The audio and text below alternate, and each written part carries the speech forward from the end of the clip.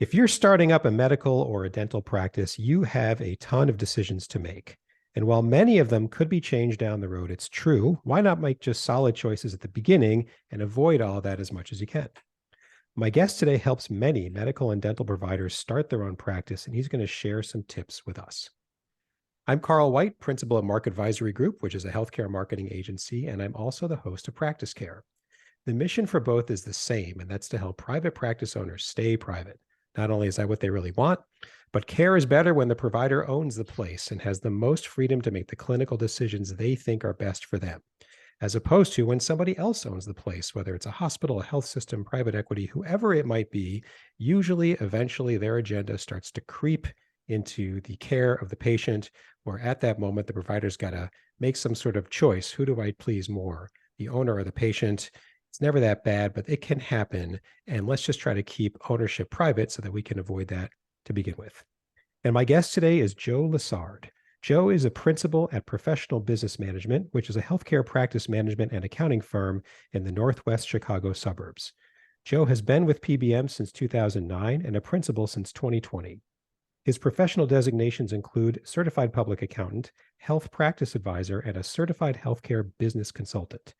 Joe believes in rolling up his sleeves and is usually on-site visiting his clients' operations firsthand. He helps them review operations and day-to-day aspects such as HR, employee benefits, retirement plans, collections, billing, and patient interactions. Every client has different needs, and that's why Joe's commitment to his clients' needs and his customer service is what he really prides himself on. Joe, thanks for taking some time out to come on Practice Care. Glad to be here. So I want to start with you where I start with a lot of guests, and that is tell us more about you than your bio can fill in. And so, yeah, and I'm curious why people make the choices they make. In particular, why healthcare as opposed to any other niche? Why not generalize? Why not more? How'd you arrive there? Tell us about it. Well, I guess our firm has been around for a very, very long time, been around since 1932. So 91 years. Obviously, I haven't been around that long, but I stumbled upon the firm, and as you mentioned, in 2009, and joined. I love the opportunity to help medical and dental practices. As you go through it from a patient side of things, you wonder how things can be better. Or if they can be better. And as you start to see these DSOs or these big hospitals or groups acquiring these private practices, you start to see that the patient care goes down. You start to see, and now from my side of things now, I start to see that the physicians, that the dentists, their quality of life goes down when they're in these groups. And so my job is to encourage private practice. My job is to encourage private practice because it serves the patients better and it serves the doctors better. Yeah. And I love helping that way. Yeah. And, we could spend our days helping lots of different industries, right? And so, because I'm like you, we specialize. And for me, it's like, look, for all the hard work we're going to pour in today, it's nice to know that some patient on the other end of it's a little better off. Yeah. It's a nice feeling. So before we started recording, we talked about there's a mountain of decisions that any startup's got to make, and we're not going to hit all of them. But I really want to encourage listeners to treat this as the beginnings of a playbook, right? Especially because in certain parts of the world of healthcare, we're not hearing about as many startups as we used to. Traditional private practice, insurance-based, it's people look at it and they go, it's always a mountain to climb, but higher now. So hopefully, for those of you thinking about it, this is going to help demystify some of it. So let's go through them and let's start at the beginning. Talk about entity type. So there's a few different choices. How do you talk to, those who want to start up to think, what are they and how do you coach them to think about it? Yeah, well, let me back up a little bit for a second. Jumping into into private practice is not to be taken lightly, right? Going, these physicians, these dentists, they don't go to school to learn how to open up a practice. They go to school to be a good physician, to be a good dentist. Shouldn't they have at least a course or something? Don't you? I mean, my God. Maybe they did pre me, but they Yeah. don't anymore. Every physician I talk to, every dentist I talk to, I give them the same spiel that I'm here to help you run your business. I won't do it for you, but you don't get that training in school. Mm-hmm. And so my job is to help educate you, and we'll go down that list of how to start that process. But that's my job, is to help encourage you, help give you the confidence that you can do it on your own. Good. Yeah. And entity choice, as you're mentioning, is usually kind of one of the first things you look at. Mm-hmm. And the flavor of the month, so to speak, is people want to be an S corporation. Okay. And that's a great choice. For most clients, that is the best choice. But there are steps to determine if that is the best choice. Mm-hmm. And it depends on kind of what kind of income you're thinking of making. You're going to make $1 million, you're going to make $100,000. Mm-hmm. That can choose what entity you want to choose. Are you going to have a partner with you, or is it just going to be you? So what do you say to those who say, I don't really know? I mean, Usually I recommend starting off as a sole proprietor. And in Illinois, you do have to be a PLLC. It's a professional liability corporation. mm-hmm. Now, Illinois, in this instance, is starting to crack down on that, where everyone thinks, I'm going to be an LLC. Well, no, you better talk to an attorney to make sure that you are set up correctly. Mm-hmm. And doing a PLLC, it's a professional organization or structure, it gives you that flexibility to then choose your path later down the road. What I mean by that is, if you start up as a PLLC, you can be taxed in one of 4 different ways, depending on what other factors you have. If it's just going to be you have a choice of being a sole proprietor. So you're a PLLC taxed as a sole proprietor. Okay. People think, I'm an LLC or I'm a PLLC, but all that tells me is your liability structure. It does not tell me your tax structure. Okay. So you can be a sole proprietor. It reports on your personal tax return, but you get the liability protection, which is important with the PLLC. You can be a PLLC and be taxed as a corporation. You can be a PLLC and taxed as a S corporation. You can be PLLC and be taxed as a partnership. It's confusing already. It is. It is. And having that flexibility is helpful. And you also have the liability protection, which is crucial given who we're dealing with here. These physicians and dentists, there's absolutely a need for liability protection. And so for our little Illinois listeners, why is Illinois starting to crack down on this approach? Potentially politics, but who knows? Okay. Who knows? So just keep an eye on it, listeners. Something to watch for. No, and again, so I always recommend starting off as a PLLC. And if you're going into it alone, start off as a PLLC, sole proprietor. Okay. Because then you have a choice where you can then elect to be an S corporation down the road. Mm-hmm. As I mentioned, an S corporation is the flavor of the month, and it has been for some time now, because it does make the most sense for most of my clients. Okay.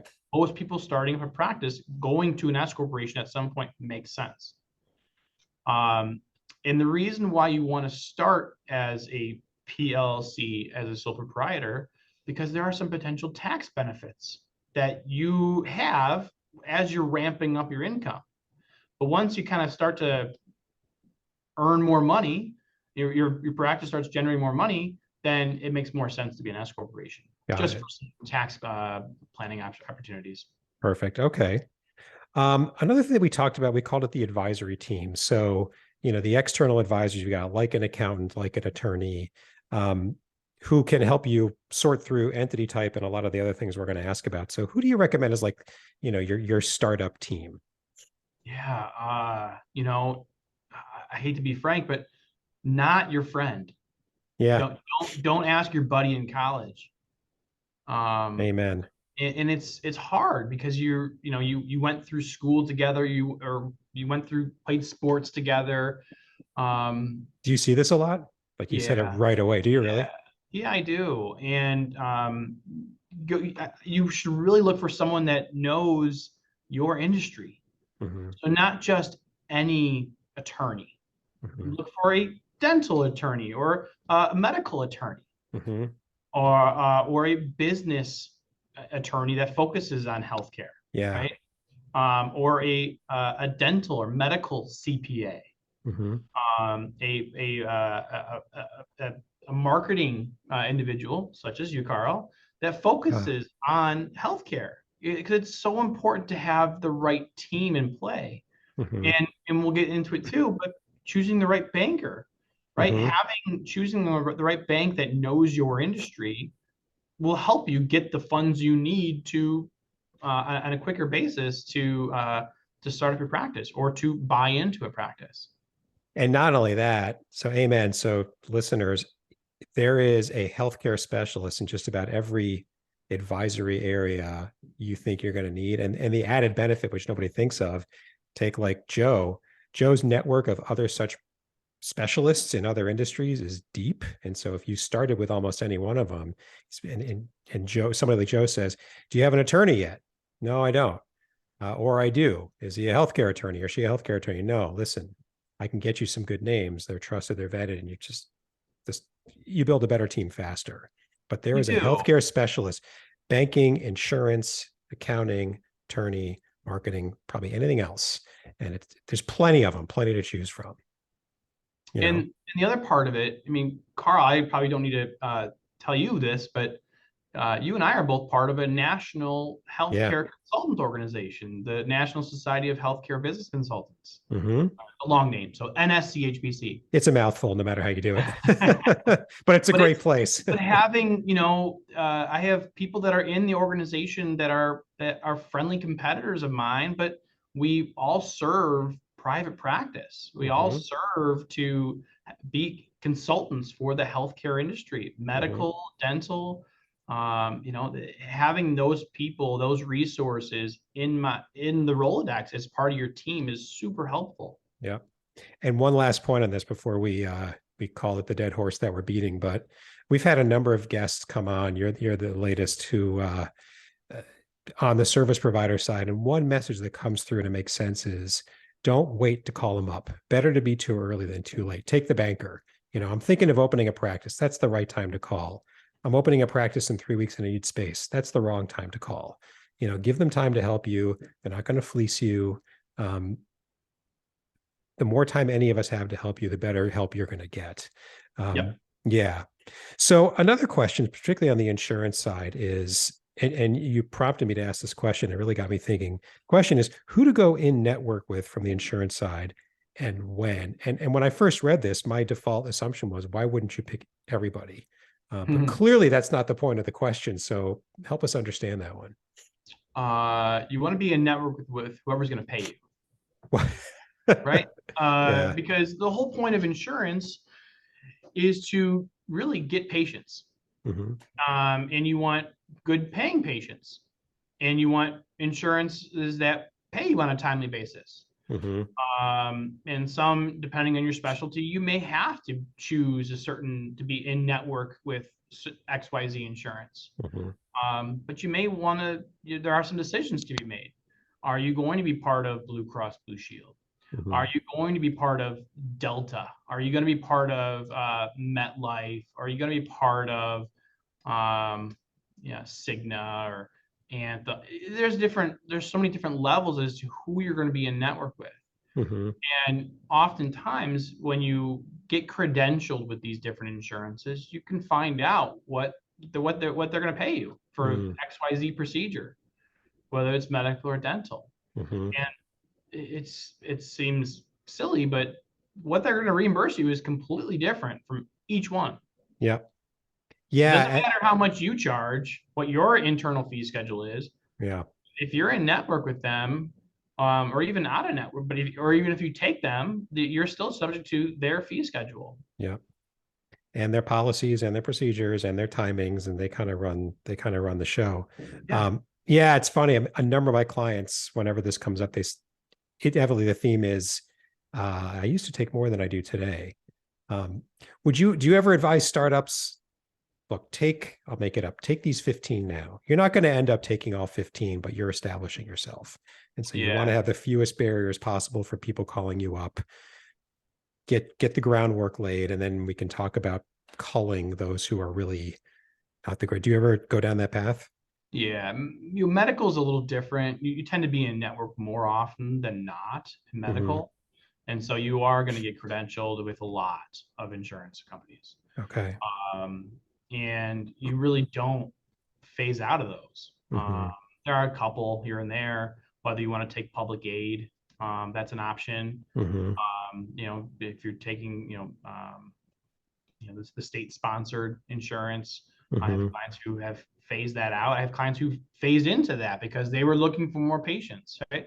The more in network you are, the more patients are going to be, they're going to see your name. Right. But as you mentioned, that may not be where you end up. It probably shouldn't be where you end up. Mm-hmm. You can start to. I recommend clients talk to their friends, talk to whoever, other players in the area. Now, hopefully, you have some friendly competitors or some friends who've gone through this process. Mm-hmm.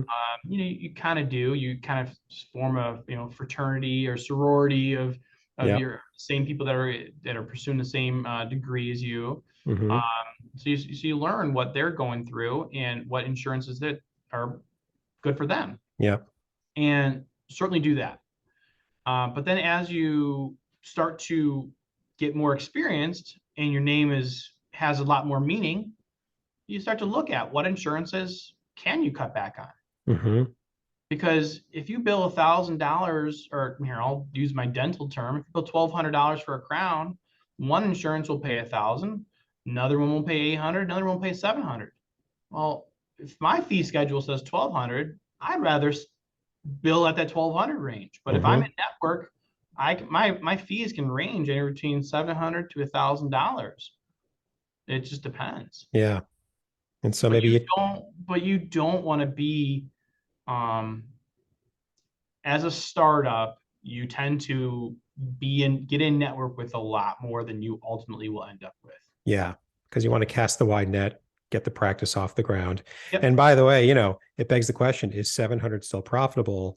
Either you got to answer it, you got to get somebody in your team who does. It sort of points right back at the accountant to Yep. help run those numbers, because it might be, even if it's not desired. And when you're a startup, it's whether it's right or wrong, it's hard to say no.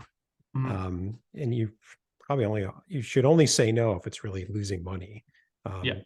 And even then, maybe you say a little while. I don't know. But these are the discussions, right? These are the Yep. discussions. Yep. And kind of going hand in hand with in network versus not casting a wide net. Something that although I'm biased on the marketing side, I wish every practice would start thinking about it sooner than they tend to.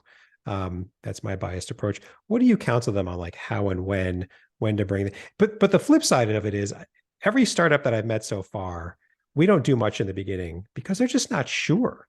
They're Yeah. not sure of what is their true difference, what is their true niche in the market, why are they special, and it's hard to do much effective marketing until those things are at least hypothesized, even if they change down the road. Yeah. So, and plus, if you're trying to make rent, even I'll tell you, go out and hustle. Don't spend a lot of money on marketing, because go make rent and we can live to fight another month. So how do you counsel on that?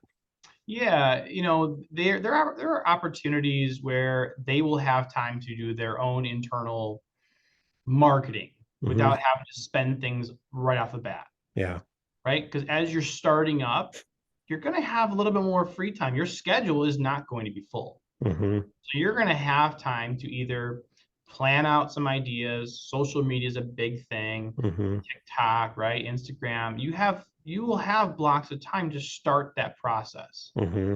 And the sooner you start that process, your name starts to get out there. Mm-hmm. So I definitely encourage to start that process in some way, somehow, as soon as you can. Yeah.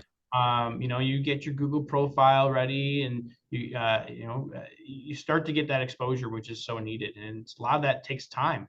Yeah. And so the sooner you can get that started, the better. And then once your schedule starts to fill up, Yeah. you start to be able to pay rent, you cover your overhead, yeah, then you make a choice. Do I Mm-hmm. do I still want to do this, or Mm-hmm. do I want to pay someone else to do this? Mm-hmm. The phrase I always say is, I can change the oil in my car. I don't anymore. I Yeah. don't. My time is better spent elsewhere, Mm-hmm. right? And same thing with physicians and dentists. You went to school to be a good physician, to be a good dentist. That's why Mm-hmm. patients are there to see you. Yeah. Do that very well. Yeah. You don't have to wear all the hats. Yeah. So at some point, pass the buck to somebody so they can bring you along. Yeah. So you don't have to. Yeah. I had a guest on about a year ago, Alan Kamrava, Kamrava. He came on and the thrust of his marketing approach was he made it a point to have dinner with every possible referring physician to him within, I don't know what the radius was. Yeah. In, like every night for a year. And man, oh man. So you think about marketing budget, join your local professional society, think about those meet and greets, strategic, right? Not just anybody in the room, but those who can refer. Think about how you can give back. Don't just be a taker, think about if there's any sort of win-win, but that's another good place. Because again, people like me can't help you very much if you're struggling, right? So, and at the same time, when you're beginning, money's usually tight. Yep. I wish more bankers would bake a little marketing into the loan, but for whatever reason, they rarely do. But here we are. Well, you pointed on something there. I want to make a follow up on that. How you can give back.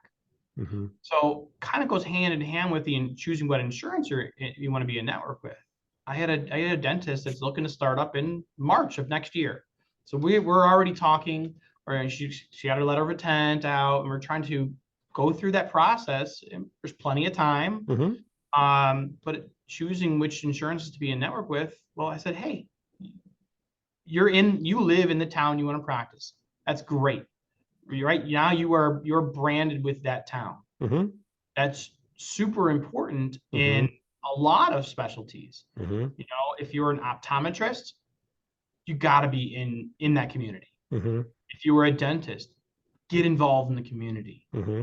I find those two specifically, orthodontics and what have you, oral surgeon, you have to really be involved in the community, Mm-hmm. whether it's through the schools or the Chamber of Commerce, or it's the fairs, what have you. If you have a float for the 4th of July, really give back and put your name out there. Mm-hmm. But I asked this one dentist, I said, well, you mentioned you're part of the PTA. Fantastic. Find out what insurance the school offers, what kind of dental insurance the school offers, because typically, if the school offers it, the teachers, this admin, the staff, they don't live too far from there. Mm-hmm. They're not going to travel an hour away, maybe a half hour. A lot of them probably live in that same town or even the next town over. Mm-hmm. Now, if you're making your presence known there and you're in network with that school, they're going to come see you. Yeah. It's one of the first questions. Do you take my insurance? Mm-hmm. It's like a screener. Yeah. It is. Yeah. As much as it shouldn't be, but it is. It's the reality. Yeah. Yep. But yeah, even at the local level, I mean, a principle of marketing is if there's a target audience you've got and they already assemble somewhere or congregate somewhere, like a chamber of commerce, like a PTA, go where they go, and you got to be repetitive too.